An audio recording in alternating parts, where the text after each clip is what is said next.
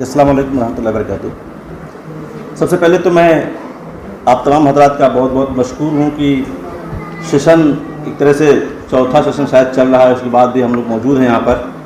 और इस प्रोग्राम के लिए ख़ास तौर से 5 ज़ुबानों का 5 दिन का जो ये कॉन्फ्रेंस, ये सेमिनार रखा गया, जिसमें 5 ज़ुबानों के नौजवान स्कॉलर्स यहाँ पर बैठ करके डिस्कशन कर रहे हैं आने वाले दिनों के मुस्तकबिल के लिए अपनी ज़ुबानों के हवाले से। उसके लिए बहुत मुबारकबाद के मुस्तहिक़ हैं डॉक्टर असलम जमशेदपुरी साहब, और उन्होंने मुझे मौका दिया कि मैं अपनी किताब लेकर के आऊँ और आप लोगों के सामने बताऊँ उस किताब के बारे में। अभी जब मैं दिल्ली से सफ़र पर था तो मेरे साथ हक्कानी अलकासमी साहब भी थे, डॉक्टर अब्दुल हई साहब थे, नौशाद मंजर साहब थे, और हम एक और साथी थे हमारे साथ में। तो वहाँ पर बात चली कि वहाँ पर तो अदबी सहाफ़त, मैंने ही कहा कि वहाँ तो अदबी सहाफ़त का मामला है और मैं तो अलग तरह की सहाफ़त करता हूँ, तो वहाँ मेरा क्या काम। कुछ इस तरह की जब बातें हुई तो हक्कानी साहब ने कहा कि आप जहन साजी करते हैं और अदबी सहाफ़त करने वाले जो लोग हैं वो तारीख़ साजी करते हैं, तारीख़ साज होते हैं। फिर मैंने कहा कि जब हम जहन साजी करते हैं तभी जाकर के जो तारीख़ साज हैं वो अच्छी तारीख़ साजी कर पाते हैं। तो बहरहाल हम तमाम का एक रिश्ता है, जहाँ भी जो लिख रहा है, चाहे वो नज़्म लिख रहा हो, नस्र लिख रहा हो, जो भी लिख रहा है, जो भी कुछ क्रिएट कर रहा है, हम सब एक तरह से एक दूसरे का को सपोर्ट कर रहे हैं, आइडियाज़ को, ख़यालात को। ये जो जहन साजी की बात जिसकी उन्होंने ज़िक्र किया कि आप जहन साजी करते हैं, ये जो मेरी किताब है कॉर्पोरेट मीडिया एक जायज़ा, ये सिर्फ़ और सिर्फ इसी हवाले से मैंने इसको तरतीब दिया है, लिखा है। और ये कुछ लिखा नहीं है बल्कि ये 2012 के बाद से लेकर 2022 तक हिंदुस्तान और पूरी दुनिया के अंदर जो तब्दीलियाँ वाक़ई हुई हैं और मीडिया ने जैसे उसे रिपोर्ट किया है और उसे मैंने जैसे देखा है, जो कमज़ोरियाँ देखी हैं, जो खूबियाँ देखी हैं, और उसके जो असरात जिस सोसाइटी पर ख़ास तौर से मुसलमानों पर, माइनॉरिटीज़ पर, कमज़ोरों पर जो पड़ रहे हैं, मीडिया का जो इग्नोरेंस है, उसको मैंने उसे कलमबंद किया है और बारहा ये बताने की कोशिश की है कि ये जो कुछ आपके साथ हो रहा है, क्या हो रहा है, सबसे पहले तो आप ये जानें कैसे हो रहा है, ये जानें, और दूसरे आपका जो उसमें एक सोसाइटी में एक बहैसियत एक इंसान, एक फ़र्द के आपका जो रोल हो सकता है, क्या हो सकता है, इसका क्या कोई काउंटर नैरेटिव आप तैयार कर सकते हैं। दूसरा, एक हेल्दी नैरेटिव तैयार करना, सोसाइटी को देना कि वो अपने डिस्कशन का हिस्सा बनाए, क्योंकि जब हम शाम का प्राइम टाइम देखते हैं तो हमारा वो प्राइम टाइम सिर्फ आधे घंटे का होता है और अगले 24 घंटे तक हम अपनी चाय की मेज़ पर अपने बच्चों के साथ, अपने दोस्तों के साथ, अपने कॉलेज और स्कूलों में जहाँ कहीं भी हम चर्चा करते हैं तो उसका डिस्कशन का मौजू होता है। यानी हमारी वो 24 घंटे, 23.5 घंटे की ज़िंदगी पर वो आधे घंटे असर करता है। इस किताब में मैंने उसी बात को पूरे 10 साल के अंदर जो कुछ मीडिया ने खेल खेला है आम इंसानों के ख़िलाफ़, उसको रिपोर्ट किया है, उसको काउंटर किया है, और उन लोगों को जो लोग इससे मुतासिर हुए हैं, मुतासिरीन को ये बताने की कोशिश की है कि तुम क्या, कैसे, क्या कर सकते हो। तो ये है। दूसरे ये है कि इस दरमियान 20 साल मेरे सहाफ़ती सफ़र है। 2002 में मैंने सफ़र शुरू किया था गोरखपुर राष्ट्रीय सहारा से, उसके बाद दैनिक जागरण आया, फिर दिल्ली आ गया।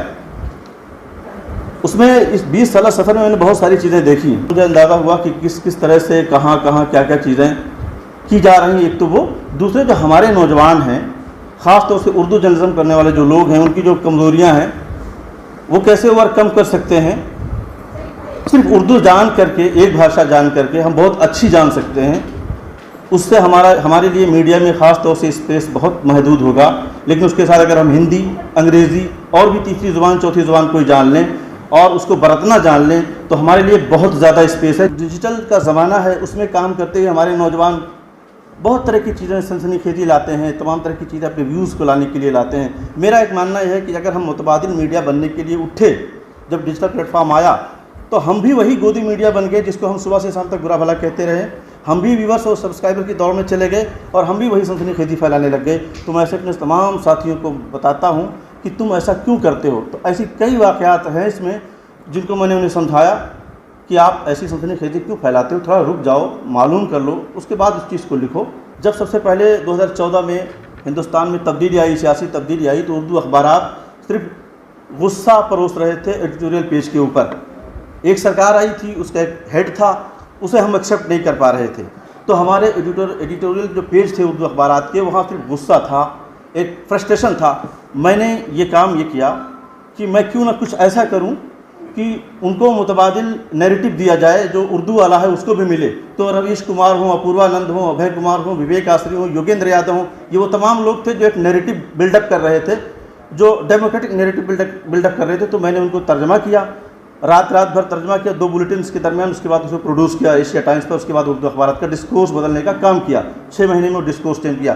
رویش کو جب پتہ چلا تو انہوں نے اپنے دوسرے دوستوں سے فون کیا، بتایا کہ اس بندے کو لے کر آؤ. پھر میں جب ملاقات کرنے گیا تو میں نے سوچا کہ اتنا بڑا صحافی ہے، میں مل کر اس کے علم میں کیا اضافہ کرنے جا رہا ہوں، کچھ بھی نہیں. تو جو میرے ملنے والے لے کر گئے تھے انہوں نے کہا 10 منٹ میں آپ مکمل کر لیجیے گا. میں نے کہا میں 9 منٹ میں اٹھنے والا آدمی ہوں، آپ اطمینان رکھیں. اس کے بعد ہم بیٹھے تو 40 منٹ تک بات ہوئی رویش سے، اور اس کے بعد میں نے آ کر کے اس کو رپورٹ کیا ایک انٹرویو کی شکل میں.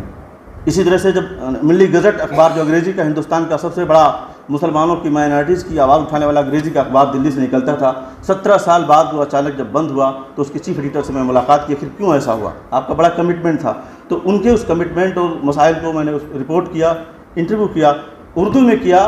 لندن میں وہ ایک نیوز پورٹل انگریزی کا اور اردو کا تھا، اس نے اس کے ترجمہ کیا، اور پورے یورپ میں امریکہ میں الحمدللہ میرے نام سے اس کے حوالے سے ہوا.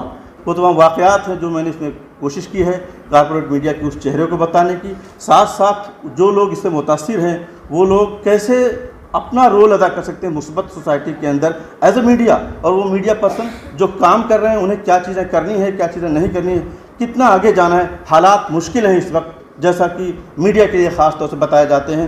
تو ان مشکل حالات میں ہمیں کتنا تیز چلنا ہے، کتنا دھیرے چلنا ہے، یہ بھی ہمیں خیال رکھنا ہے. ہم میڈیا پرسن ہیں، ہم کوئی سپر مین نہیں ہیں.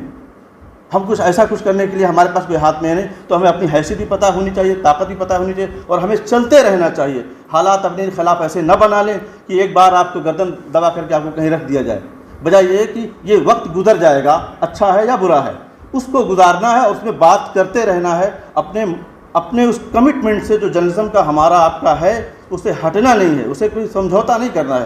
بات کرتی رہنی ہے، الفاظ کا استعمال اپنے حساب سے دیکھ کر کے کر لینا ہے. تو یہ اس کتاب کا یہ تھوڑا سا میں نے وہ بتایا آپ کو، ایک تعارف بتایا ہے. تو میرا اپنا 20 سال کا جو سفر اب تک الحمدللہ پہنچا ہے اس کا تھوڑا سا ایک جھلک، ایک چھوٹی سی کوشش ہے، پہلی کوشش ہے، آپ کے سامنے آئے گی.